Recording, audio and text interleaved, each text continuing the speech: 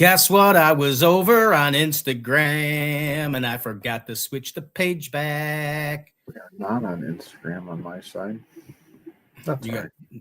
got Instagram doesn't like you on your side? No, I'm like, well, right now I'm really having problems because it's not wanting to Jesus, connect. I thought I put the sound on. All right, everybody. It is another Thursday night. It is Thursday Night Barbecue Chat, and this is show number 101. Last week, show number 100, we had Mr. Stale Cracker on here. What a great show. So if you can go back to watch that. This week, we have another great guest. Oh, Ryan, we got to take care of the little Stale Cracker logo there up at the top. Obviously, we're just still excited about Stale Cracker. But anyway, so it is Thursday night. I'm Steve Kress. I am with It's All About the Barbecue. And during the week, you can find me in the lovely store of Wanamaker's down there in lovely, beautiful downtown Downers Grove, Illinois. And a man sitting next to me, I didn't think he was going to make it today, but he's down there in Kansas City for the Carnival. Yes. The chairman of the board, Barbecue Blackstone and Beer, Mr. Ryan Hoagland. Ryan, well, thanks for coming on. It's good to see you. I know. I didn't think you were going to be here. Isn't it nice to see? Don't mind me. I've got, you know how the hotel rooms are? Like you got all this room for the bed, and then they put the desk right in front of the TV. So the TV is like right here. So it's the Cubs are playing right now. But yes, it is Thursday Night Barbecue. Aren't the Cubs over yet? They should be almost over. Oh, they're up 3-1, top of the ninth. We got one out. Oh, Jesus. They'll still got time to screw it up. I'm trying to figure out what's going on with why is this not the YMCA?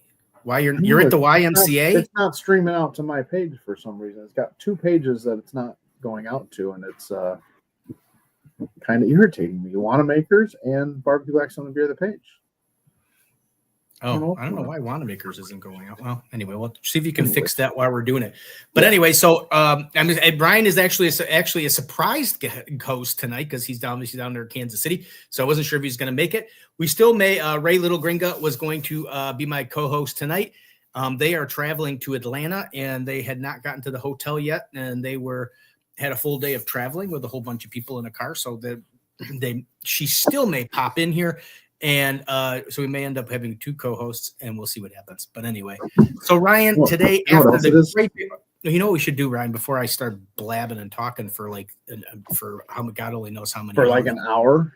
Because that's all you do is blab and talk on here for an hour. Right. We should probably do the sponsors. Because I can't wait because I'm going to meet some of the sponsors this weekend. Sure he is. Got the OG Bandits, Melinda's Hot Sauce, Spitfire Grills, Steak Ager, Southern Pride Barbecue Smokers, Genuine Chicken Roaster, Marble Ridge Farms, Wood Food Systems, and Smoky Woods. Smoky Woods. Smoky Woods. That's right. Thank you for calling Movie Phone. Who of our sponsors are you gonna meet there in Kansas City? OG Bandits? The OG Bandits. They're registered to be here. Well, that's I will say this: in honor of October and Breast Cancer Awareness Month, I am rocking the Barbecue Blackstone Beer pink shirt tonight. I just want to point that out. Yeah, well, you're making so much fluffy. No one I can barely hear you. Whatever, Steve. Whatever. Well, yeah. Now you're I like, don't know why I came here. Terry White, good evening, sir, from the North Pole. How are we doing? Welcome. Hey, Terry, while you're up there, see if you can find AK Barbecue Man because we haven't heard from him in a long time. Oh, wow. I know. Where's he been? He was like our biggest fan for a long time. Must be worn out from the Great Yak Off. The Great Yak Off. Ryan, today is a guest that is long overdue for this show. I've had him on the show over there at the Grand Live from the barbecue department at Wanamaker's, but this is a whole different ball game, and we haven't had him on. It's been 2 years since we've been doing the show, and schedules have just never, between schedules not working out and Steve forgetting a lot of things. More of number two. I forget people, and then it pops back into my head like, oh yeah, I was supposed to, like good old Jody and Dirk from the Rib Cook-Off Association. I mean, that way right. I actually contacted them, and lo and behold, then a year later, I actually responded to their comment. But things happen. Today we have somebody. We're starting out the second 100 episodes of Thursday Night Barbecue Chat with a man who has his own restaurant has his own catering business. He has got amazing food right here in the local suburbs of Chicago. And he also has great barbecue family lineage. And hey, I'm just telling you, he's like a barbecue icon here in Chicago, at least to me anyway. I don't know about you, Ryan. And when we did the Barbecue Love Tour, he was always stop number one. He was always stop number one, and he made some really great stuff. We always got like secret things. Because of this man, right here, my son loves pastrami. I love pastrami. Never had it in his life before, but when let's just bring him up. We'll bring him up here, then we'll talk. Bring up Duce. That's Duce Raymond from Sweet Baby Ray's Catering and Duce's Wild. Yes, sir. Sauces and rubs. Duce, thanks for having me, guys. Oh yeah. Man, I'm doing awesome. He's just so excited to finally be on the show. How could you not? Yes. Oh no, thanks for having me. No, this is really cool, and I always appreciate you guys making us stop number one on the Barbecue Love Tour. That was always really cool. Yeah, no, it's when you came out the last time we were up there, and you came out and you made that pastrami for us. My son that's the pickiest eater in the world. Tried it and has never looked back on pastrami. He's like, let's get pastrami. And that's actually led him into eating brisket. I mean, it's just so thank you. It's a gateway drug, pastrami. It's a gateway drug to the barbecue world. I'm telling you, that pastrami you made for that thing was amazing. It should be on the menu full time. Yeah. You didn't put it on the menu yet? No, we run it. It's actually going to come on special here after we're done with Oktoberfest. We're going to run pastrami Reuben sandwiches for a little bit. We have trying to run some new specials at the restaurant, and that's one of them. So we got competition St. Louis ribs, and then we're doing Oktoberfest specials right now, which is like the bratwurst and the goulash.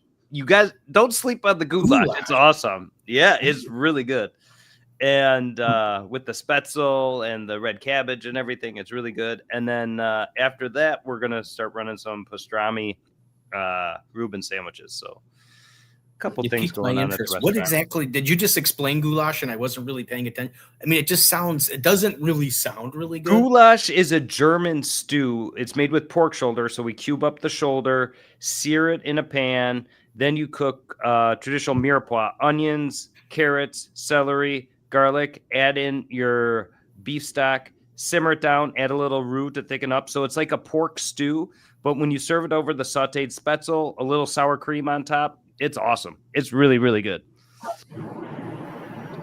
It's an old German dish. And get some for me? What? Are you going to go up there and get some for me? Am I going to go? I'm gonna leave right now. I'll take my. No, I mean when you get back in the town. I mean, can I do like a Uber Eats order to you, just text you and say, hey Ryan, can you go and get some goulash from Duce's and drive it down to Wanamaker's, and then I'll give you like 10. Do you guys utilize Uber Eats? Yeah, Uber, Grubhub, DoorDash, all of that stuff. See, you could. Steve's giving me a hard time because I started doing that at night, and I mean, it just blows my mind some of the things that people order.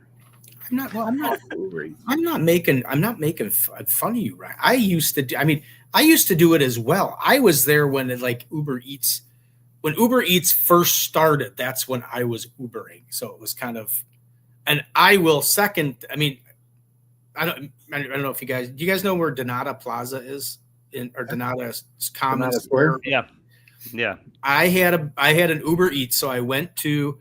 It was at the Five Guys over there in Donata, okay? And I got there. They ordered a large fry. I had to deliver it way out here in Woodridge, Lisle area, an order of fries. And I'm just like, you really paid to have fries delivered probably 5 miles. I don't understand. There's not anything closer that you could get. So yes, it is quite amazing what people will order on Uber Eats and get delivered. Besides, I picked up, and I know this isn't totally not barbecue chat, but I did a delivery where I picked up from not a Thornton's. What's the other one? What's the other gas station? Not Casey's. Casey's. So I picked up a Monster, can of Monster. And they had it delivered to how far? I delivered it a half a mile. The guy, don't give it, and I understand the kid that ordered it. He was the only one. It was late at night. He was working at Papa John's. He was the only person there, so he couldn't leave. Right. Yeah. So I get it. I made $7. I made $7 on that. That means he paid like 15 or something like that. I asked him. I said, just out of curiosity, what did this cost you? $17 for a Monster. People are crazy, man. Yeah. And then Duce wants to charge like $12 for a hamburger, and people are like, "Dude, you're out of your mind." I'm crying. Oh my god, we had. Oh, don't get me started. I don't even want to get into that topic because it's so ridiculous. If you go to the grocery store and look at the prices, it's like one bag of Starbucks coffee this big is $16, and I get people complaining about a full slab of ribs for $20. It's like. Are you out of your mind? I know. There's a whole bunch of things you can go on and on. And the funny thing is, though, people complain about that price on a slab of ribs, but yet if you go to Jewel and buy a slab of ribs, if it's not on sale, $9.99 a pound. Yeah.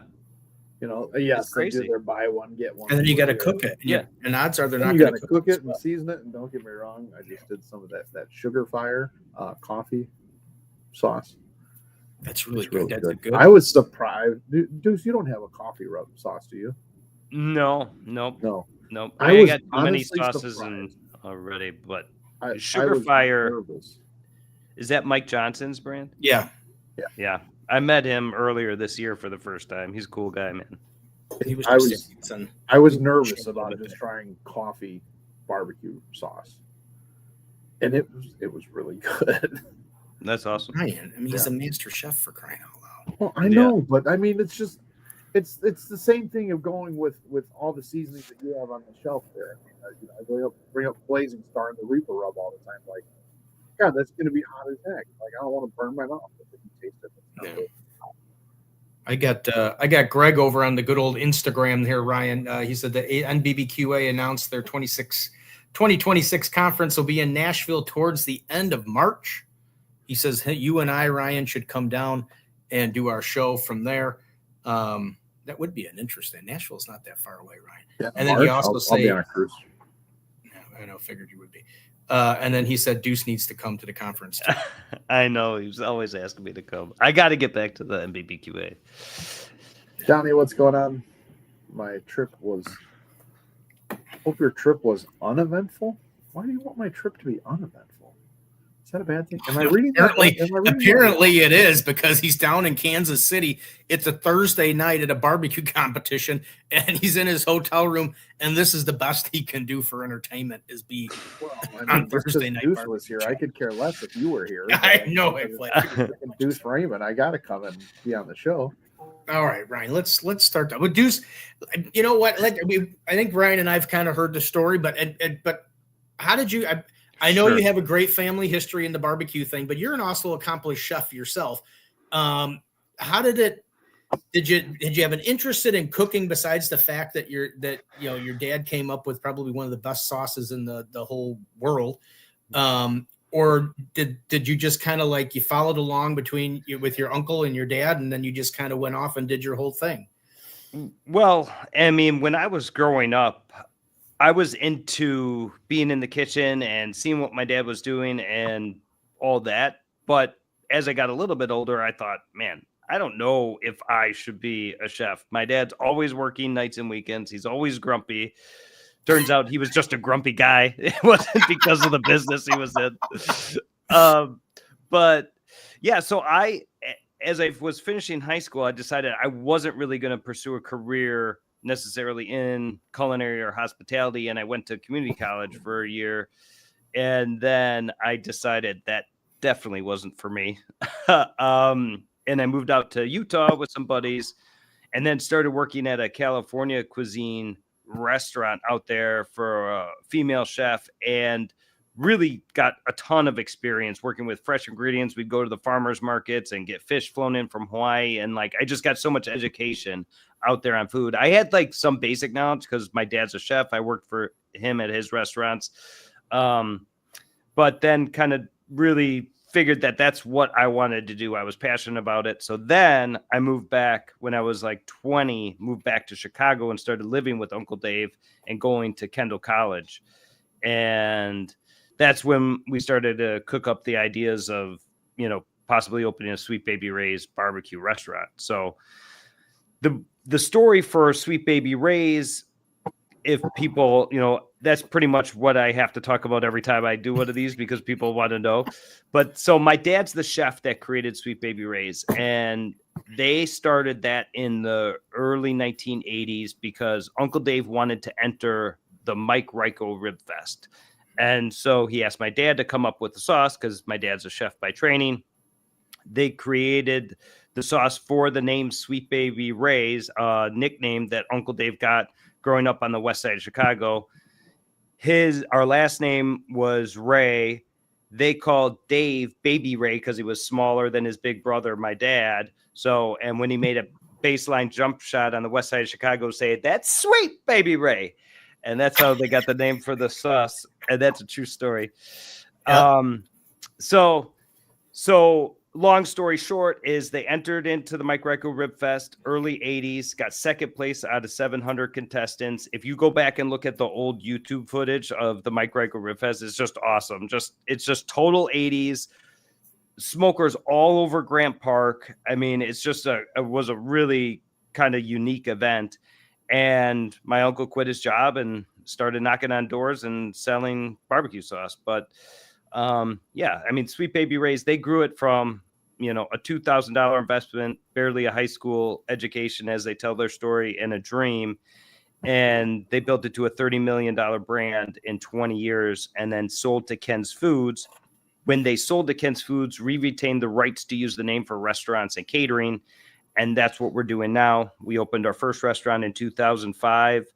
Then the larger restaurant in Elk Grove opened in 2008. And they since closed because of COVID. And that's when we started getting into catering. We bought the rest of the block next to the little restaurant and built a catering facility. And so we've been slowly growing ever since. 2024 was our best year ever, both in sales and, volume. And we are, just going, gangbusters we do so many weddings. Last year we did 350 weddings. So we do, and half of that's barbecue, and the other half is our other higher end catering brand called True Cuisine. So, that's kind of the long story short of how I got to where I am. And I've pretty much done every position in the hospitality industry. I've worked at hotels. I've worked doing dishes. I've done coat check, server, manager, executive chef, sous chef. I've worked my way up to now I'm the managing partner of SBR Events Group, which has the three brands, Sweet Baby Ray's, True Cuisine, and Duce's Wild. Nice. So, yeah, see, Ryan. Well, I'm going to tell you, Ryan, I don't know if you've ever been across the, you've been to Sweet Baby Ray's, the little restaurant thing, but I don't think you've ever been next door. Next door is really. Next time you guys come, we'll give the full tour. Who's ever with you, we could walk through the whole operation. It's really cool. Next door. You used to have classes. You used to have your what was it? Barbecue and banter classes. Barbecue and banter. Yeah, we've done a few, and I once the new restaurant opens, we could talk about that. But once that gets open, we're building a spot where we'll be able to hold classes. There's going to be a little room for it, and I think it'll be a lot more convenient. Right now, it's kind of, we'd have to do some production in the catering facility and then have people in the restaurant. The little restaurant as it is right now isn't really set up to do those type of things. So the new restaurant's going to be a little bit bigger, but more of a multi-purpose room on the side, patio with garage doors and all that stuff. So it's going to be really cool once it's all said and done. It's a long process. And, so for those that don't know, our existing restaurant's in Wooddale, and we bought the property right next to it. It was a bar called Tom's Axe. They've been open for like 50 years. It's been around forever. But they wanted to get out of business. And since it was right there, we wanted to, keep it close. And so unfortunately, the only thing with the Sweet Baby Ray's names, it's great to have, but I only can have it while Uncle Dave is alive. And I've been telling people, even with AI, I don't think he's going to live forever. So I'm making a succession plan with the Duce's Wild brand. So we're building the first ever Duce's Wild restaurant. So when that restaurant opens, the existing Sweet Baby Ray's restaurant will close.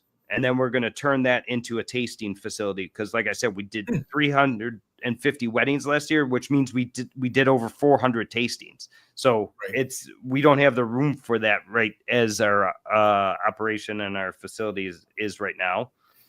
So yeah, the new restaurant is going to look and be awesome when it's all said and done. We hired Aria Group Architects to design it, and they do everything from Topgolf's, Shake Shack, Cooper's Hawk, some of the top brands in the country, and they're right here in Oak Park. And so it's going to look awesome. It's going to be barbecue-y, but a little modern, and it's going to have a drive-through, and it's going to have a patio with kind of like a 3-season room with garage doors that open, and then a little area to teach classes and everything. So I'm really building this to, the 3-season part where the classes are probably won't be, but the rest of it is being built to be able to make more of them, so that all that's in mind as we're building it, where, building a single restaurant is a horrible investment. If you're building it to make it a flagship and then do more of them, if you're doing it right, it could be a good investment. I mean, restaurant business is tough. Anybody in the restaurant business will tell you that. So what we have going for us is we have 20 years of established presence of having a barbecue restaurant in Wooddale. So we have some built-in clientele, and the catering business will also help support, with orders and things like that. So we're confident that it will be successful there, but our main goal is to be able to branch out and make more of the Duce's Wild restaurants. Yeah, there's a lot of people that ask, like, why don't you open a restaurant? Why don't you? I'm like, hell no. Not a chance. Ryan, take a look and see if I think it's on Duce's Facebook page, but I believe there's a picture of rendering, because I've seen it. It looks absolutely it looks really cool, because he's been doing, I don't know if Ryan doesn't follow anybody unless they are the curriculum. But if you've been following Duce, he's been talking. I've seen him at the board meetings and going over all the permitting and all this other. It's actually been kind of a cool, neat thing to see all that goes into the whole thing. But I got to go back. I got a Sweet Baby Ray story. I got to tell this story because I don't even know if it's really true or not. But I know it's. I swear I heard it somewhere. And I think it's from a gentleman that we both know. I won't say who it is, but it's a gentleman we both know. He was telling us at one of this barbecue love stops. We did it down at Smoke Barbecue, and he was telling this story about he did a charity lunch every year or something like that, and your dad came to it, and your dad was doing some stuff over there, and he was doing some stuff, and he asked somebody, he's like, well, what's Larry doing? He's like, oh, he's making barbecue sauce. It's Sweet Baby Ray's, and he's like Sweet Baby Ray's. He's like, Sweet Baby Ray's isn't that good anymore. Blah, blah, blah, blah, blah. And it's just like, he can't, I'm serving these people. I don't want to just give them like Sweet Baby Ray's. He thought he was just heating up Sweet Baby Ray's. And so anyway, so it went on, and he's like, I got to go over and tell him. And after a while, I was like, I got to tell him. He's spending a lot of time on this. He goes, Larry, he's like, Sweet Baby Ray's, it's just not what we want to give. He's like, oh no. Your dad's like, oh no. And he's like, no. He's like, here, taste this. And he took some and he tasted it, and he was like, holy shit. And he's looking at your dad, and your dad's like, that's the original Sweet Baby Ray's that I made. I said, it ain't the stuff that you buy for 99 cents on the shelf. This is what. And he's like, oh my God. He's like, no wonder why it's the best. It says, too bad it doesn't taste like that anymore. Yeah, there it is. That looks really cool, Duce. I hope it looks like that when it's done. It looks really nice. Yeah, I saw the picture of it. And I was like, dude, that is really. I mean, that's there's nothing wrong with. I do like the little shack thing that you got going now. I shouldn't call it a shack, but it is a shack. We bought it. We bought it back in like 2004, and it was literally a shrimp shack called Shrimply Delicious when we bought it. So you're not far off. But I mean, it is the smallest restaurant, smallest barbecue restaurant. But I mean, look at, I mean, a Joe's and everything started in a gas station and everything else. I mean, so it's not like it's, but yeah, it's a lot smaller than it actually looks. You know, you would think it would be for something like Sweet Baby Ray's. Well, that's the thing is it's too small for us, the Sweet Baby Ray's. And at one point we had 3 Sweet Baby Ray's restaurants. We had one in Wooddale, one in Elk Grove, and one in Wrigleyville. And the one in Elk Grove was a beautiful restaurant. It was gorgeous. The problem with that place was they never built. Elk Grove Village promised us that across the street it was just this big empty lot that they're going to build. You know, there's going to be a movie theater and the grocery store and the Starbucks and all this stuff across the street. And then they never did it. Well, now 25 years later, now they have that office park there and they're building more stuff on, you know, now they're starting to do the stuff that they said they were going to do, you know, when we bought that property. And that really would have helped business. But, you know, it did okay, but it was, it just was like there was Lou Malnati's that was kind of a destination location down the road on Higgins there, and it was like we never quite got the traffic there that we would expect. You were a little further east down Higgins though, from the where the mall and stuff were at. Yeah, not that far down, but like a mile down from where Lou Malnati's is there on Higgins. And but I mean, did they say they were gonna build it within the year or 25 years? I mean, they still there might have been a small discrepancy there. I mean, we're just gonna build it. We're not gonna tell you when. Yeah. You know. Paper, the writing's so small, you probably thought 2.5 when it all said 25 years. So exactly. Yeah. But no, everything happens for a reason. Yeah, I did go there. I did go there once, and it was kind of like, because obviously I'd only been to the place on Irving Park Road, and we pulled up to this other one, and it was, I'm looking like, wow, this is a restaurant, a Sweet Baby Ray's restaurant. And you walked in and it was gorgeous compared to I was only so used to seeing the other one. And then to actually see this big, huge restaurant was actually pretty cool. It was cool. Yeah. We had a lot of good times there too. And the same company that designed the kitchen there is helping us design the kitchen, the new restaurant too, Equipment Dynamics. Beth, she's like, if you say someone's at the top of their game, she works with all the Let Us Entertain You restaurants. She's been in the industry for 20 years and she's just amazing at kitchen design. She's like the queen of stainless. She knows what she's doing and she's helping us through this project. And she's kind of semi-retired now, but she's helping me. She's really close friends with Dave and good friend of mine as well, and she has all the connections in like that part of the restaurant industry, all the builders and the contracts with the architects and all that stuff. So she's been I wouldn't do it unless I had some connections like that, because there's so much that goes into it, and all the decisions whenever you build something from the ground up, there's so much, and I'm trying not to let it overwhelm me because I have other things going on, the catering business, the family, the existing restaurant still going on, Duce's Wild Sauces and Rubs as well. So, you know, it's just one part of what's going on, but it's exciting. And I can't wait for you guys to come to the 2027 barbecue love tour at Duce's Wild. Oh, well, there better be like a friends and family night first, or a soft open. Yeah, there will be. I got to get some famous people there too. We'll try. Oh, well, so let me know. Hey, we're right here. Yeah. What else do you want? I mean, the greatest show that nobody forget. You guys can come, but I want to get famous people too. By 2027, Ryan, we got to be famous or we can't go in. Yeah. I mean, I'm getting noticed down here in Kansas City, so I don't know. But it sounded good. I dusted for whatever. That's about it. Well, and Sonny, I guess Sonny was there. So Sonny was there. Yes, Sonny. Thanks for rubbing.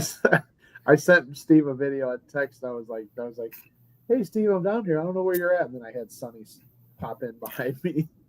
And he's like, oh yeah, I seen her at the Do It Best show, but I was more mature about it. I was more mature. I wasn't sending and rubbing in your nose that you were actually hanging out with barbecue people. Go ahead and do it. I get caught up. Ron says, Sweet Baby Ray's original was my base to make flavored sauces. It got me into the love of barbecue. And then our good buddy Adam Sherwin says, good evening, gents. Yeah, that's a lot of people's story is they start with Sweet Baby Ray's and they'll add something to it. A lot of people take it and they'll add grape jelly and they'll either put it on like cocktail weenies or meatballs. That's like a classic up in like Wisconsin. And now Sweet Baby Ray's is so big that it's just like having Heinz ketchup or Hellman's mayonnaise or Coca-Cola or something like that. It's such a unbelievable story. I mean, what Ken's has done since they bought it, we sold in like the year 2000 or 2001. And like I said, it was like a $30 million brand. And now it's over $2.2 billion or something. It's the best selling barbecue sauce in retail history. It holds over 50% of the market, that means it sells more than the rest of the sauces combined. Yes, there you go, Steve. I just did my ribs, and I've got you can't really see it, but it's right there. There it is. This one's an Uncle Dave special because this one's from the barbecue love stop. Yeah, priceless. Yeah, I got it on there. Well, I got a question for. Well, I got a couple more questions for you, but we'll start with the contract one, because I know I talked to you before on live from the barbecue department at Wanamaker's, and you explained the whole name thing. But even if it's already established, so you made the conscious decision to go Duce's Wild. Now, if you had opened that already up as Sweet Baby Ray's, can you then retain that name even if Uncle Dave passes? Since there's already a restaurant named Sweet Baby Ray's, could that stay? You just couldn't open anymore, or I don't think the contract, and it sounds crazy, but so the initial contract that they signed, I don't think it even got that specific where, there could be a possibility for something like that, but I know we'd have to go back to the lawyers and talk to Ken's, and right.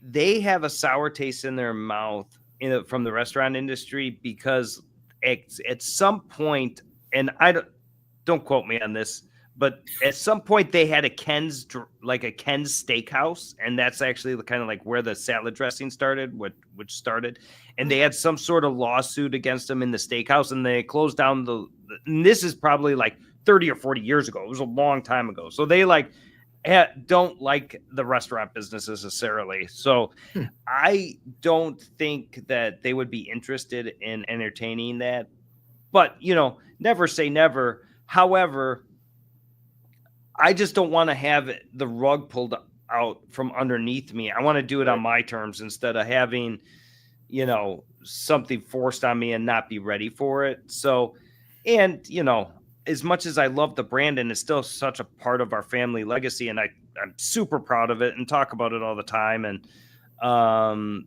think it's amazing, American dream story, how it all happened. And it set me up. It gave me my career. I'm forever grateful for my dad and my uncle and the whole Sweet Baby Ray's story, because it's the reason I'm doing what I'm doing today. So, but, I want to do something for myself. Not that I'm not doing something for myself now with Sweet Baby Ray's, but I think the Duce's Wild brand, will be able to stand on its own. And, it's great to use Sweet Baby Ray's to kind of help me get started with it too, so I think that's a big benefit that I have. Sweet Baby Ray's should link up with military for their cooks to use. I'm sure there's definitely military outlets that use Sweet Baby Ray's. I know for sure that it's used in like the Great Lakes Naval Base. I know the executive chef up there, they use Sweet Baby Ray's all the time. So it's definitely available for them. So the next question, I know you were talking about it, and when did it finally click in your head that your dad invented Sweet Baby Ray's barbecue? I mean, you always kind of knew, but when you was it when friends were talking or this or that, and you're kind of oh crap, my dad made that, you know what I mean? Yeah. Really sunk in, wow, that's pretty cool. My dad made Sweet Baby. Well, it was, I grew up with it, right? In high school, my nickname was Sweet Baby. Nobody called me Duce in high school. They just called me Sweet Baby. And they called my sister Sweet Baby Sister. So it was so like I knew it and fully aware of it, but it wasn't Sweet Baby Ray's back then wasn't at the level like because then it was, it was well known, especially in Illinois and Wisconsin, and it was well known, and we always got a lot of, recognition from it and stuff like that. But it's not like it is today when it's, it's global now. It's overseas. It's the best-selling barbecue sauce in retail history. It's not like it just happened overnight. It was a long progression of it. Even after we sold it, it grew exponentially. So, but yeah, I mean, I always knew it. And if you ever met my dad, you for sure would know he's the one who created Sweet Baby Ray's. He told everybody. So my dad was an amazing guy. He passed like 3 years ago, and actually 4 years ago now. But he was like a hardcore chef. He grew up, in the inner city, and he was a tough guy. And he had he was big presence and a big voice, and he would definitely tell you that he was the one that created Sweet Baby Ray's, and he'd be proud as hell about it. Well, what made you then? I mean, that's a big act to follow, though. I mean, yeah, somebody that creates obviously, obviously one of the best tasting sauces. What made you decide that, I'm gonna make my own? Was it part of that? Knowing that you just wanted to make your own, or you want to see if you could hit one out of the park better than the old man, or whatever, Little bit was a little bit of a challenge from Uncle Dave, and then a little bit, and that's kind of what started my first sauce I ever made and started trying to give away or sell in the very beginning was the mustard sauce. This is something different than Sweet Baby Ray's, totally different. And then what kind of got me into the rest of the sauces was one, when we started doing actual competitions, was we made homemade Sweet Baby Ray's, and then we added a little more honey, and we added a little chipotle, and we added some of our barbecue rub, and a little of this and a little of that to kind of like elevate the flavor profiles to get it, boosted up for competition. And then the NBBQA they were doing it, but did the awards of excellence with all the sauces and all the rubs. So I made a sauce for every category of the NBBQA, and that's why we have a white sauce, the spicy mustard sauce, the ghost chili, like you have, because they had the spicy mustard category, and so that's why we have the sauces all lined up that we do now, is because, and then entered that contest, did very well in it, and we started using it at the Wooddale restaurant. The Texas sauce goes on our brisket. The Alabama sauce goes on our chicken. We use the competition sauce on certain items, and the mustard sauce we put on every brisket or sausage gets like a little drizzle of mustard. I think it's awesome because it adds a little brightness. The presentation is great on it, and it's a fun way to do it. And I'm a chef, so it's like I love creating new recipes and tasting and seeing how dialed in I can get it. So, I mean, it was kind of like, I don't know, natural progression for me. And my dad would be, he saw it, but he was really sick for a number of years, but so he didn't really see the catering operation as it is today. We were doing $3 and $4 million a year, but after COVID, our business doubled, where last year we did over $9 million. And I think in 2026, we're going to do over $10 million with the catering and the restaurant combined. And he'd be so impressed, and just to see the way things go. And this is not just me, by the way. We have a full, I have a director of operations, managing a general manager, an executive chef, a director of sales, HR and accounting director. Like, it's a big operation we have over here. And, I have a great team that helps run everything. And that's why, I can pursue some of the other things like the rubs, the social media stuff, the new restaurant, and, because I could not do all that myself. And I am grateful for the awesome employees that we do have. Well, what would you, if you had to guess from the day you called the store, Duce, obviously Wanamaker's and Sweet Baby Ray's are close to each other. And I believe it was the garden show in 2020 that you guys were going to come out to.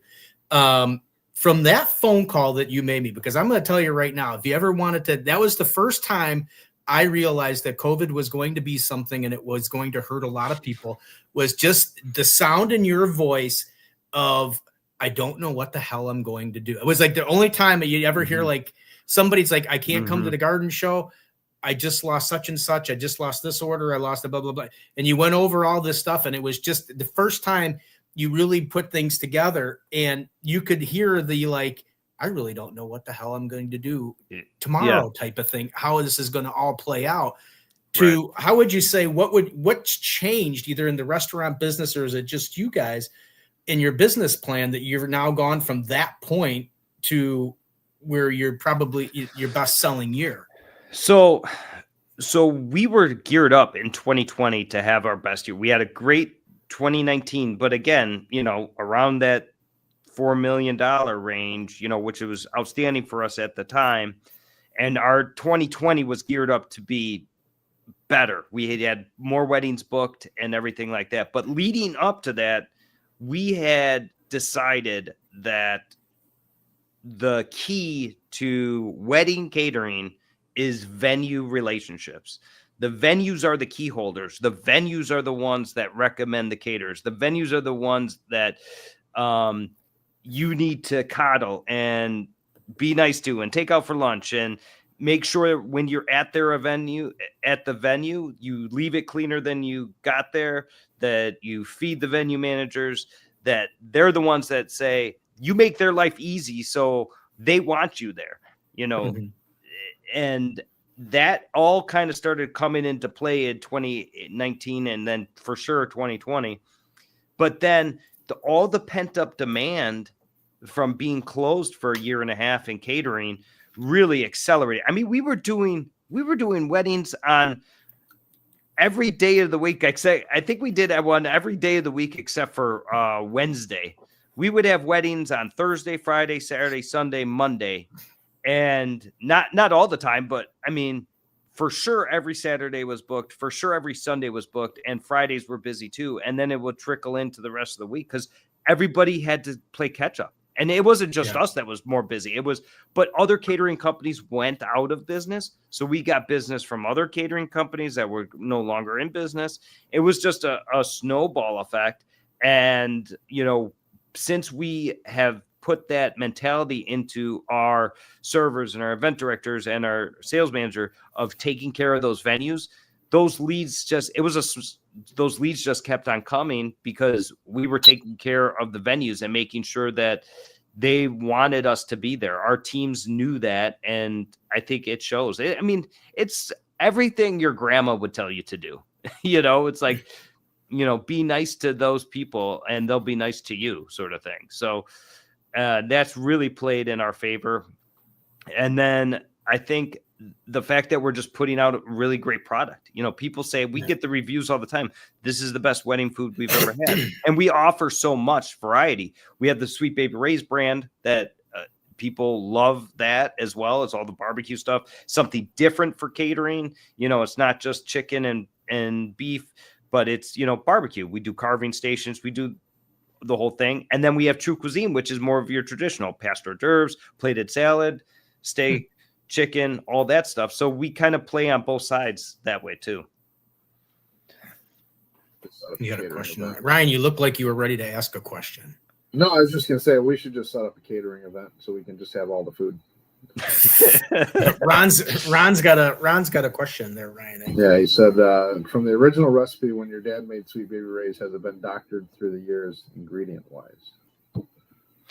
So this is my opinion on that, since it was originally in production. So Ken's made it for a number of years before we sold to Ken's.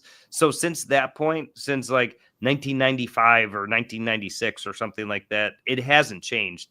I mean, their quality of ingredients might have changed, but I don't think the recipe has necessarily changed. At some point, just used way more high fructose corn syrup and way less sugar. Like the original recipe that my dad's original recipe had, like for a 1 gallon batch, had like 1 pint of corn syrup in it and 2 pounds of brown sugar. And I know it's not that way. Like from when you make it on the stove to what it is today is way different. But when it was in production already, like when my family was running it and the Sweet Baby Ray's it, they already kind of manipulate that for price reasons and everything like that. So, but since that point, it really hasn't changed.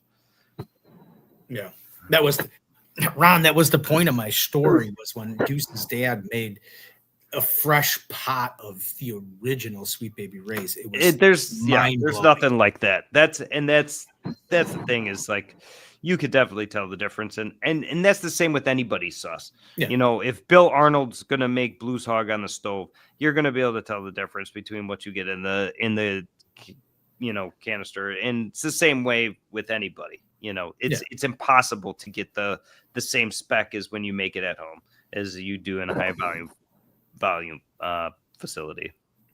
So then you're well, I mean, it sounds to me like with the catering part of it, you're well diversified with what you can do. Have you started doing more for the barbecue end? Have you started doing more Duce's Wild as opposed to Sweet Baby Ray, or are you still doing to try to get people more to know the Duce's Wild name as opposed to the Sweet Baby For sure. Ray? Yeah, we try to push it as much as we can, and we do like sauce packages. And like I said, anytime you get our brisket at Sweet Baby Ray's Catering, it has our Texas Duce's Wild Texas sauce on it. Anytime you get chicken, either it's Alabama, or if you don't want the Alabama, then it gets Sweet Baby Ray's. But most of the time, it's Alabama. Texas sausage gets the Texas sauce with the drizzle of Duce's Wild mustard. So yes, and we sell a sauce package where if you have a buffet or a carving station or something like that on the barbecue side, then it will be like a Duce's Wild sauce package where you have all the sauces to mix and match. Well, One thing that go ahead. Go ahead. No, go ahead. No, I was gonna say, if you go to the store and buy some though, it doesn't need sauce. It's amazing without it. What's that? What's that? The brisket. Go to our store. I thought you meant the grocery store. I thought you meant the No, grocery store. sorry. His restaurant. It's not a store. The restaurant. Sorry. Jesus. I apologize. I'm a little jet lagged. This is why Ryan doesn't get to ask too many questions. Go into the restaurant and get it. It doesn't. I'm a truist, so like I want to taste the cook, right? Yeah. So I've for the first, I don't know how many times of the barbecue love tours that we did, I always forgot to say sauce on the side.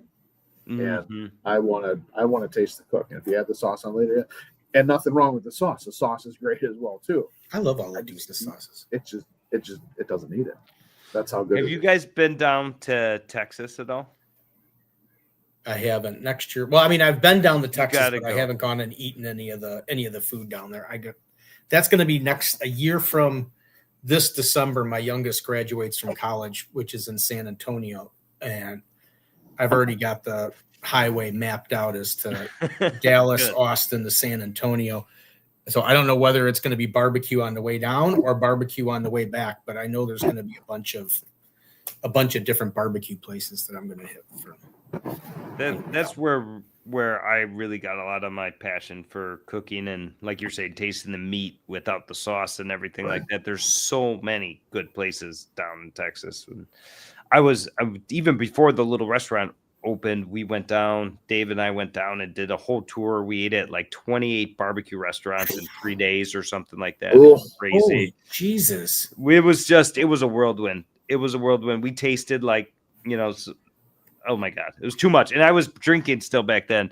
And I would have a Scheiderbach at every restaurant. It was a disaster. Jesus. How did you do that in 3 days? I did that first, the first Wanamaker week of Barbecue Love, which is how the Barbecue Love tour started. I did that. And of course, obviously Duce was stop number one. Okay. And this was actually during COVID when you couldn't go in. Duce was nice enough to let me sit inside the restaurant. And the whole idea was to spend money at the restaurant. So I just went up to the counter and I was going to order a pulled pork sandwich. And Duce is like, oh, no, don't worry about it. I'll take care of you. And it comes out with this the platter, Ryan. So I get the platter. It's got the burn ends. It's got brisket on it. It's got pulled pork on it. It's got sausage links on it. It's got sides on it. And of course I hadn't had barbecue in such a long time. I didn't even think that I was doing this for the whole week. So I almost ate the whole platter because I was like, God, this is all so good. I walked out of there. I swear to God, it had already started hitting me as I came out. I'm like, oh my God, why did you eat so much? But then it was like the next day I think I did smoke barbecue. We went down and saw Barry Sorkin, and then we saw John Bovinette over at Steamboat. And then we went to, I went to Beach Avenue Barbecue. Saturday, I was supposed to go to Chicago Culinary Kitchen. And Station 1 is on Sunday. I really wanted to make sure I could eat at Station 1. And man, I said, that's it. Saturday is the day off. I don't know how you could do 28 different places in 3 days. You must have just been taking little bites. Yeah, we would just order like one platter and all split it, and it might have been 5 days. Now that I'm saying, I think it was 5 days. Either way, it was amazing. It definitely opened my eyes to some real traditional barbecuing. It was a great experience for sure. And now since then I've been back, 2 or 3 other times, and I love Texas barbecue for sure. What would you say? What was your favorite? Do you remember a favorite? Do you have a favorite that you still go to? Back then, the first time I went there was Louis Mueller's was amazing. Cooper's in Llano, Texas was absolutely amazing. And then Kreutz's Market, best rib I ever had. They're not necessarily known for their ribs, but whatever. The day I was there and bit into that rib, it was amazing. And then the Salt Lick was a really cool experience. I don't know if it's the barbecue was the best, but just the whole vibe and the whole experience of Salt Lick was amazing. And their sauce is really good, really unique, and I really enjoyed it too. Wow, look, you didn't even mention like the more famous one. I mean, like Snow's and Black's and Oh, I went to Terry Black's and Franklin's just last year or the year before. I can't remember now. It was either 2 years ago or last year for the first time, because I went there so long ago. Franklin wasn't even open the first time I went there. I mean, it was like but I went to Franklin's. It was awesome. I mean, it was definitely in the top 5 of barbecue places I've ever been to. And I've been to a lot of places, but no, never been to Snow's. I met Tootsie. What's her name? Tootsie. God, Tootsie. You're one step ahead of me. That's on my bucket list. I met Tootsie when Dave got inducted into the Barbecue Hall of Fame at the Kansas City Royal 2 years ago. I met Tootsie there. She was down there with Tuffy, and Darren Worth was down there, and it was so cool. It was really cool. But that was something that was super special for David, and just really special for our family. My kids went, my wife, Dave had friends down there and his wife, and it was a really special moment for sure. Yeah, the Hall of Fame thing. Mm-hmm. But Tootsie's definitely on the for this show. Ryan, you may be there, you may not be there, just because of the fact that I may have to record it beforehand. Because I mean, Tootsie is, because Jim Taylor from Smoky Woods knows Tootsie really well, and he's the one I'm trying to work with to see if I could get something to work out to where she can get on the show. I didn't even realize it, but Tootsie's, I think either this year or next year, whatever. She's going to be 90. That's crazy. And she's still from talking to Jen, she still works at the school. She's a janitor at the school, and she still comes in and works. I don't know if she's the main pit master, but she still does pit master stuff at like 90. And I'm just like, I mean, I can barely stand at Wanamaker's in my 50s, and it's like, here this lady is doing 2 jobs and being a pit master at flipping 90. That's just incredible. So that she is on the list. 2 of the ones I want to get to, of course, every time I start getting my list together, I want to do it. Obviously new great ones come out, and I want to do burnt bean, and I want to do burnt bean, and I think it's Goldie's, I think is I mean, I listened to that whole list that came out. I think I was driving somewhere up north, and Greg was reviewing the list. I can't remember what I was listening to, but they reviewed Goldie's and Interstellar and Burnt Bean. I think it was right when that list came out and Burnt Bean was at the top. I was listening to some podcast. Yeah. about it. And It just got voted. yeah, those places are freaking amazing. I mean, you could just look at it on Instagram and be like, this shit looks awesome. Like, I want to go there. I eat barbecue all the time. And I was like, damn, that looks good. Well, I don't know if you remember. Chris Wilson, who owns Lucille's Barbecue in Fort Wayne. He's a good friend. I think they came and bought some equipment from you or something. Or Yeah, it rings a bell, but I'm not sure. Way back, it was a bunch of years ago. Yeah. Anyway, he goes to Texas a lot, and every once in a while I'm working and I get this text from him, and I open it up, and it's pictures from Burnt Bean, and he's been telling me he's like, I'm telling you, you really need to go to Burnt Bean, and it's like, I understand that. I said, but it's 1,000 miles away, so it's not like I can go. And so he keeps sending me all these different pictures and all this other stuff, and it looks absolutely incredible. But of course, by the time I get down there next year, there'll probably be somebody else that's number one. Yeah. Well, it's like you were talking about Joe's, starting in the gas station. I'm here. Like, I should have went there. Tonight. I've never had it. But you went and got pizza in Kansas City. You went to get pizza. I'm telling Barbecue you, capital of the world, and I'm going to go get pizza. I know, but you talk about that all the time. So I talk about it all the time on the show. Anytime I get anytime somebody from Kansas City is a guest on the show, it's like, have you been to Leo's? What's the style, Leo's? What's the deal with it's that? It's a cracker thin crust, but then they use a Provel cheese. Okay. Get a piece out of it, right, and hold it up.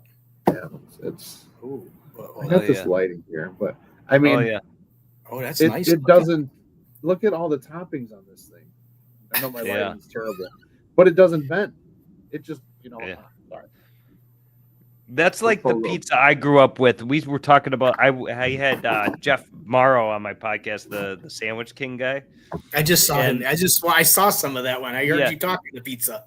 Yeah, and the place I grew up with in Wausau, Wisconsin, was cracker crust like that, and I loved it so much. Sam's Pizza, and they put a piece of sausage on every piece, so it was just like these little pieces, and every piece had a bite of sausage on it. It was super awesome. I like the cracker crust. I do too. It's funny. I've eaten more pizza and Indian food in Kansas City than I have barbecue. That is funny. I mean, you didn't go to Slaps or anything. I mean, Slaps. Joe's been on Slaps last time I was down here. Well, I mean, he's been on the show. You could go and say hi. It's like, hey, Joe, remember me? You were on the show Thursday Night Barbecue Chat. I'm sure you'll say, because I know he's going to be in there. Well, I mean, he's still going to say who. Like who? What show? Like, who are you? What? Yeah, what? Get out of here. Stop bothering me. Get out of my store, kid. So anyway, we're getting close to the hour there, but we got to.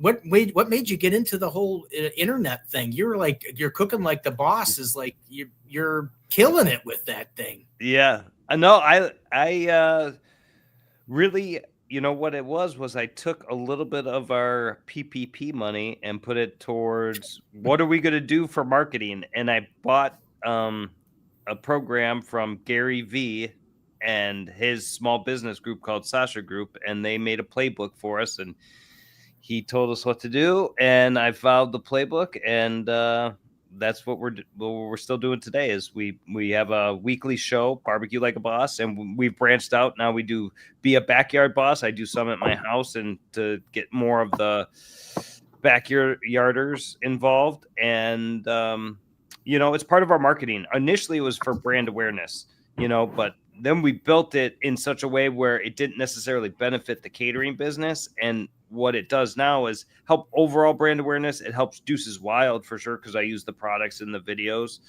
But yeah, it's something I enjoy, and I'm trying to build, Duce's Wild and Duce Raymond and Sweet Baby Catering all up with social media. And I mean, if people don't know your business exists, then you have no chance of selling them anything. So I think that is, what we're really trying to do is build the brand around it, and it's been helpful. No, you've been killing it with it. I just looked. I don't know if you have any other pages, but Duce Raymond has. I mean, you're almost up to where I'm at, but I mean, you got like You got 82,000 followers. I mean, I got across all platforms with our Sweet Baby Race Catering and Duce Raymond, we have 770,000 followers. TikTok, we have a lot on the Sweet Baby Race Catering one. We have like over 400,000, 412,000 or something. And then we almost have 100,000. We have like 70 something thousand on YouTube, which is hard to get followers or subscribers on YouTube. You ain't kidding. Yeah. But yeah, it's been good for us. And, you know, because of that, we get some brand deals and sponsors like yourself, like Southern Pride. And what I was going to say is what I'm excited about, I'm kind of coming out of retirement for competition, and I'm going down in a couple of weeks to the Royal Oak Invitational barbecue competition, which is all the top teams. You have to be invited to be down there. And I didn't create it, but we created a team called Duce Riles and the Ferg Fingers. So it's me, Keith Riles, Rich Fergola of Fergalicious Barbecue, and Megan Day from Burnt Finger Barbecue. So we're all cooking together down there. And I could tell you, I can't even express how excited I am to do it. And yeah, see, it's but you awesome. used to do competition. I remember going to Westmont and stuff. You used to be at competitions, a lot of them. Yeah, I know. I used to, from 2010 to 2018, I did regularly, did competitions, and I enjoyed it. I loved it so much. And just as the family grew and as the business grew and everything, it's so much time and expense and everything. But I love doing competition. I'm competitive by nature. I love it. Barbecue, and give me a chance to hang out with barbecue guys and try to compete and win. Oh, that's awesome for me. I love it. I think I really thought you were saying you were going to come out of retirement and go do the griddle battle. Oh yeah, we talked about it before you got here, Ryan. I said Ryan's not here. I said, but because he's doing the griddle battle down in Kansas City, I said next year you got to come to the griddle battle. And Duce was like, I don't care about the griddle battle. No, I'm just kidding. He said he didn't know what it was. So I was explaining him the whole thing, and I told him, I said it's next September. I said, so if you get like, I already got it marked on my calendar. Yeah, it's like the second. I think it's the second weekend in September. Second weekend in September every year. September, yeah. But I told him, I said, odds are, in case I reach out to you like the day before the griddle battle. Remember, I asked you like a year ago because I probably will forget all about it. But no, I already asked Duce if he wanted to come. I explained all the categories you had with the breakfast, the tailgating, and dessert. September 12th, you said. September 12th. As long I got to check on the date with the Legion to make sure we're still good there, which I'm pretty sure we are. But yeah, September 12th. Everybody thinks this griddle battle here is a little different than a normal griddle battle because it's there's 8 different fire stations in Kansas City or in the surrounding area that are all competing against each other. Yeah, but it's kind of cool. It's 4 teams on Friday and 4 teams on Saturday. No, it's just good to get it. So we came down today. I got with some of the people with Blackstone, and we had to build all the griddles today. So that was fun. How did you do with that, Ryan? Well, the first one, it's been so long since I put a griddle together. I had to look at the instructions a couple times, but the second, third, and fourth one, I didn't look at all. It was just like second nature after that. Yeah. So. We were all talking about followers, Duce, and I know you obviously have a 10,000 more than me and Ryan, but we had Stale Cracker on last week, and he was across all his platforms. What did he was saying, Ryan? I telling Ryan he's up to around 13 million across all his platforms. Across all of them. That's crazy, dude. I know there's guys like that Grilling with Dad guy. I hang out with him sometimes, and he's got a ton. It's like, dude, I don't know. It blows your mind sometimes. I mean, more power to him. My opinion is there's enough room out there for everybody. And if you're passionate about something and you want to grow, either whether it's a business or just for your personal hobby or whatever you do, go and do it. I think that's great, but yeah, it just blows your mind sometimes when you see 13 million followers. Like, oh my God. Especially with someone like Stale Cracker. Like, he doesn't apply to everybody. No, and it was funny because I'll do kind of like you do. I mean, obviously we'll do the show. And then tomorrow morning I'll go through and I'll snip out little 1 minute clips that did this and this. So I would do it. Now I've learned that when you put it out, you tag people. I mean, so hopefully they'll put it under. So all the ones I did a whole bunch. I actually got the whole week scheduled on Facebook and everything. So I was all ready to go. Nice. And there were like 2 or 3 ahead of, and I forgot the tag Stale Cracker, or not tag them, but at least put him as like a collab. I put it as a collaborator, and it's like I'm laughing because he actually took one and he shared it to his story, and I was watching it all day, and I'm just like laughing because I'm looking at like the 3 or 4 or like almost all mine beforehand, and it's like 100, 250, 90. And here's this one that Stale Cracker put on his story, and it's up to like 5,000. And I'm like, what the hell? I mean, the guy's just got to put it on his flipping story. And I got 5,000. And he's not even the main focus of it. It's like, God, why can't we do that, Ryan? Why don't we have power like that? That guy, have you ever seen him? He's a butcher, meat dad. No, I'm sure he's showed up on your feed because he does a lot of with barbecue, but he's got millions of followers, and he's just he tagged me in he stitched one of my videos, and it's just like a silly thing like that, and it's like 1 million views. I know, isn't that weird? They got such power when you have that many followers. Do you ever watch? Do you follow? I think he's local. The kid with autism, Drew. Yeah. Yeah. I've chatted back and forth. I actually sent him some product. Did you? We chatted back and forth a couple times. He comments on every single video that we make, every single one. Well, this his sister or somebody's doing it. I don't know. Yeah, but I know he follows one of the pages. It was funny because it showed up that he followed It's All About the Barbecue, and I was like really excited, like, oh my God, like my first famous person like following my page. It didn't help out at all. Anyway. So Duce is following your page. Well, Duce is following my page. I know that, but I mean, that's it's because like, he's but I know Duce. The first ever Duce's Wild customer. I am one of the. You are the first. The first. Oh, I am the first. I didn't realize I was the first. But yeah, I know I was one of the like real Duce's Wild, where I delivered it to the store. I didn't even have like boxes. I do have. It's funny because if I really, I wish we would have mentioned this earlier. I would have flipped through my phone and found the picture. I think I still have the picture in my phone.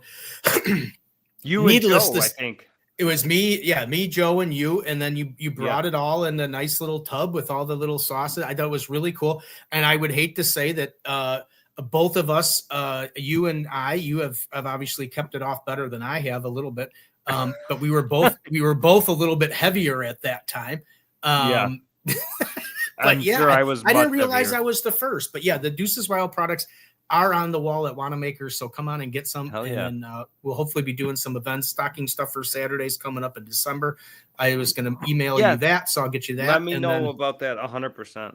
And then Duce is usually at our garden show in the spring, and then the grill extravaganza in the summer. But a great partnership. I'd love to carry more Duce's products, but you guys got to come in and support it. Because how many rubs do you have? You got a bunch of sauces. We got 5 rubs. 5 rubs, and you just changed your label. I thought the labels looked pretty nice on some of the pictures I saw. Yeah, we'll get some new products in there, and then we'll try. We can do a test run on some of the rubs, because I'm telling you what, we have a new rub co-packer, and the rubs are way better than they were. They don't clump up at all. Like some of those rubs that you get that clump, these people have it down pat. It's McCarthy's down in St. Louis. Okay. They do a phenomenal job. And the Boss Blend is the salt, pepper, garlic. I put that on everything. I really do. I'll bring you a sample, and maybe we can try to run it on the shelves. Duce, don't you dare bring it to me. I will come to you, my friend. It gives me a reason to. Unless you're bringing to eat. Containers of barbecue with you. along with the samples. No, yeah, I mean, it's one place I don't mind driving to go pick up stuff because I know it's going to be like, oh, I can pick up stuff, but then I can get lunch at the same time because we're in the same spot, and I don't have to worry about making an extra trip. Yeah, no, let's work something out. I'll shoot you an email, and then we'll figure out a date or something that works, and then we'll get up there and get some stuff in because I know I want to expand it. I know I've tried them in the past. I don't, small local guys sometimes it's hard to. Yeah, everybody wants the Blues Hog and the Heath Riles. I get it. Yeah, I know. But I did see that. I did see that video. I think it was you that posted. It's funny that you mentioned the Duce Ferg and Heath Riles, and because I think I saw you at one of the Royal Oak events and stuff like that. It was kind of actually, Ryan, I hate to tell you, just from doing the show and like all the people that we've had on the show and friendships and stuff like that we've made, to actually see that, and they were all like super high caliber, like influencers, like Duce here, and just to be like, hey, I know all those guys. And it was like kind of like, wow, I've done something right. I know all those people on the picture. So anyway. All right. Yeah, well, look out for that. I'll be posting about that in 2 weeks down in Atlanta with all the Royal Oaks guys at the Royal Oak Invitational. So I'm excited about that. And then do one more explanation of what you're doing with the Oktoberfest, because I know you've had videos out there of what the Oktoberfest is up there at Sweet Baby Ray's in Wooddale. In Wooddale, through this weekend, we have our brats, our goulash, all our Oktoberfest specials, and then catering the whole month of October. If you have a Oktoberfest party at your office or at your home, we have a full menu, like all the schnitzel and different special pretzel appetizers and all sorts of different fun stuff for Oktoberfest. If you want to go check us out at sbrcatering.com. And follow us at Sweet Baby Ray's Restaurants and Catering on all the platforms, and Duce Raymond on all the platforms. That would be amazing. Exactly. All right. That's all I got. I got nothing else to say after that. Yeah. Thank you guys for having me. Yeah, Duce, thanks for coming on. Long overdue. Good to always catch up. And I'll reach out to you and we'll get something going with the sauces and the rubs and all that other stuff. Probably more the rubs. We got the sauces. I like to do the rubs. I want to get the rubs going. January is only 3 months away. Just saying, for the barbecue love stop. Yeah. You guys have a great night. See you, Duce. Take care. Have a good night. Bye-bye. There you go, Ryan. Show number 101 in the books. There we go. Just like that. We're officially in our 100s now. We're next week's guest will be the 2025 Open Fire World Food Champion. Michelle O'Gwyn will be coming to us live from wherever she's at. I don't know where she's at. I don't know if she's in Memphis or where she's at or all over the place. I mean, I know Sunny's in Kansas City. Oh, I do know that, Ryan, but yeah, she was in Indianapolis too. I mean, braggart. I mean, Ferg was just at the store the other day. I mean, I don't know if I posted a picture. I did post a picture of it. Ferg was doing a class in Lisle, and he was over. Yeah. He stopped into the store to say hi. But anyway, I'm hoping he's. Well, good luck with the first griddle battles tomorrow. You're saying tomorrow, 6 p.m. So the fall brawl. Just so I got it in my head, September 12th is the date for the fall brawl. That's the tentative date. I got to confirm with the Legion. I think everything's going to go well. I know we had some little hiccups with the Legion this time. But I want to get it in the books and get it scheduled again. And they said they're not going to book anything else for next year because they had a quinceañera at the same time. Oh, yeah. So do me a favor. Do me a favor while you're down there. The person you just talked about, get her committed to September 12th. The griddle battle? Fuck yeah, the griddle battle. She griddles. Okay. I did talk to her about it. Never mind. No, I mean, do it. I mean, get it signed up. Get it signed up. Lock it in. Lock it in. Final answer. Whatever. Is that your final answer? Final answer, but we'll get. But yeah, let's get that. I'll talk to you later about that kind of stuff. But anyway. Well, I'm glad you finally got your Leos. I'm glad you're down there in Kansas City. Get down there and get some barbecue. So many times. When does the griddle battle start tomorrow? 6 p.m. Oh, you got time to do some barbecue for lunch. Maybe. I might do barbecue for breakfast. Go meet Mitch. He's going to be there. Tell him Steve says hey. Like Steve who? No, he'll know who it is. I mean, anything you need to say. If you can say Steve Crass, or if not, just say Steve from Wanamakers. He'll know who I am. The good old meet Mitch. We had him on the show, didn't we? I had him on the live from barbecue department at Wanamakers. He was supposed to be on. He was supposed to be on this show, but he fell a little bit and he hurt his head or something or whatever it was. I don't remember what happened, but so he passed. He didn't pass. He passed. So passed. Stop. Everybody God, stop. no, it's not even. Don't even start a rumor on that one.